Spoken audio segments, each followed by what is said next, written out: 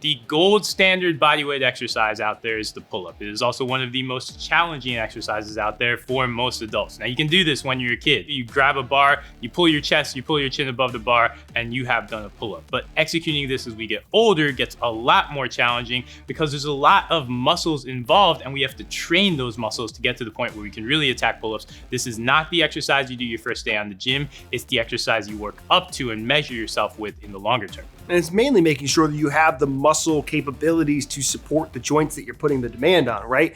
Your shoulder gets put into a really tough spot when you're going through the full range of motion from a pull-up. So you want to make sure that not only are your back muscles, the lats, the rear delts, your mid trapezius, upper trapezius, that they're all involved, but your grip has to be on point, your form has to be on point, and all those things are going to play a critical role on whether you can effectively do a pull-up or not do a pull-up and where all that stress is going, which even things like your core engagement plays such a critical role. Most of us are sitting all day. That is not training our back muscles. This is not training our core muscles. And then we go into the gym and we think we can just magically do a pull-up. And then we can't. We get humbled. We're not sure why. And that's because we have to learn a variety of key motions that are gonna set us up for success in our pull-ups and, to be honest, make us healthier overall. Let's go over those 5 motions now.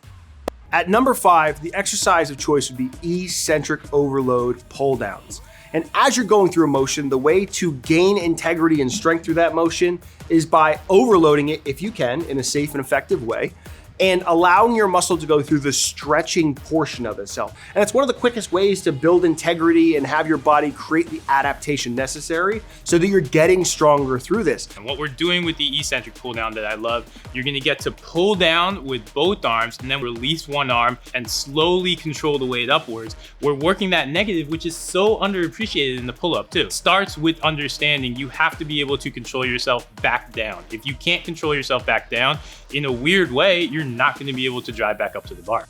Because you're doing such a heavy overload, it's important not to put too much stimulus on the body when you're doing that. So I would recommend doing anywhere from 3 to 4 sets and maybe staying between 6 to 8 repetitions. This is not when we want to go high volume, and I can promise you it's still going to translate well to your pull-up. You do want to think about time under tension. So you're thinking 3 to 4 seconds up on every single rep. Make sure you're fighting. Make sure you're going heavy enough that you have to fight. These should not be easy. It should be a war with your body. When you get to the pull-up bar, it's gonna be a war with your body too. So we're setting the stage for that with number 5.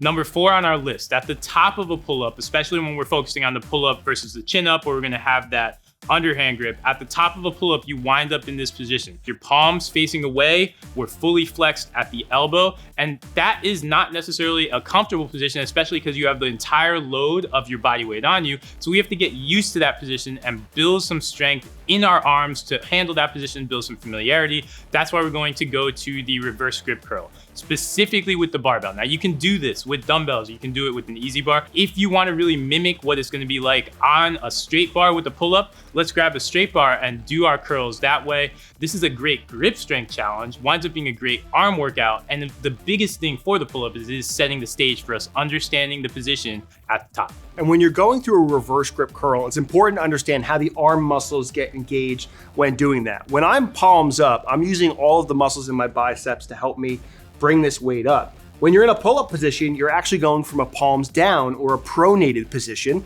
which means that I can't utilize biceps brachii in my arm the way that I normally would. There is that deep muscle in your upper body though that still gets its work, which is called brachialis, and you have your forearm muscle right here, which assists with your grip, which is radiobrachialis. And those areas are gonna work complementary, that you can only build them effectively by doing reverse grip curls. We wanna start to plan ourselves around understanding that I can do as many pull-ups as I can hold onto the bar, or as many repetitions as I can do these curls. So I would suggest somebody does 3 to 4 sets of anywhere from 12 to 15 repetitions. We can go higher volume for this because it's now longer duration and it's making you effectively use that muscle over and over and over again. That'll better prepare you for the pull-ups you're doing. The reverse grip curl winds up being the forgotten curl, but if you're chasing pull-ups, you've got to make sure it's in your routine. Number 3 is the dead hang. And the dead hang may not seem like it's that active of a movement, but it is imperative if you want to try and build up a strong pull-up. The main fact of the matter is you can only do as many pull-ups as you can hold onto the bar. And you only learn that by doing dead hangs to challenge your grip, to challenge the shoulder girdle itself. Do I have the shoulder stability necessary? Do I have the core engagement necessary to make sure that I can translate this into a pull-up? And by doing a dead hang, you're putting yourself into the position to work on all these things in synchronization at once. That's gonna really let you know whether I can handle this for a long period of time or not. And that's why the dead hang may not seem as engaging of an exercise, but it is critical if you want to be really good at pull-ups. So it is called a dead hang, but it is not simply just hanging on the bar. What we're trying to do when we're hanging from that bar is we want to think about being tight, keeping some tightness in our lats. We want to think about squeezing our lats, squeezing our shoulder blades, and squeezing our abs. Essentially, we're in position to do a pull-up without actually doing a pull-up rep. And we're trying to own that position, and we want to take out all the energy leaks possible. So that means abs are tight, glutes are tight, mid-back is tight, and we're maintaining that tightness. Think about doing this for around the length of a set that you're gonna wind up doing a set of pull-ups. So a standard set of most hypertrophy moves winds up being 30 to 40 seconds. So if you can give yourself 3 sets of 30 to 40 seconds, maybe add 5 or 10 seconds on so you add a little bit of challenge, then we're building the resiliency to attack the pull-up position. You're also proving that you can really hang. You're setting yourself up for success. That's why this is number 3.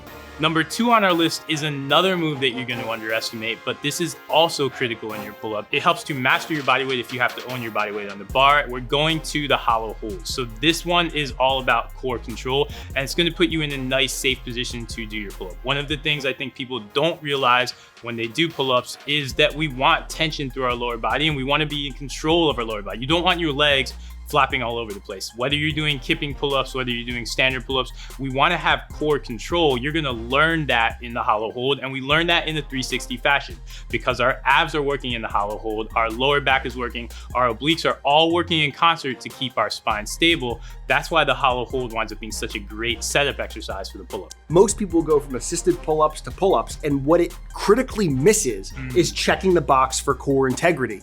So this is one of those exercises where you can really dial in on focusing, how do I maintain my rib position? How do I maintain core stability between the hips, shoulders, and arms? Because that's where I need to really translate it for proper and effective pull-ups. Now, the way that I would approach this is by doing anywhere from 3 to 5 sets, and you can go between the 30-second all the way up to the 60-second range if you really wanted to, but I would start a little bit slower. Make sure you focus on the integrity of the movement. Am I precisely hitting my form the way that I want to? Because that's what matters when it goes into a pull-up. Can I check the boxes with max execution versus can I just do it for a long duration of time? And when we're talking about that tight form, what we're talking about is keeping our rib cage down. And this is also where shoulder injuries can happen too on the pull-up, is when people get very loose with their rib cage. When you're not thinking about your core at all, that's gonna have an impact in how your scapula is moving, and that's gonna in turn have an impact with what happens at the shoulder joint. So we wanna maintain that tightness of our rib cage in the hollow hold. You can even add weights to this so you can challenge this as you go.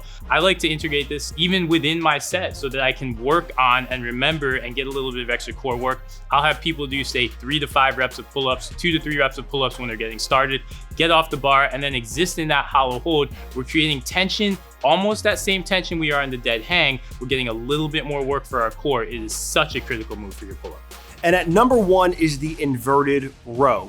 It is a great exercise when it comes to body weight integrity, connecting your hands with your shoulder girdle, the core, and lower body. And it's the step you have to take when getting to a pull-up and doing it effectively.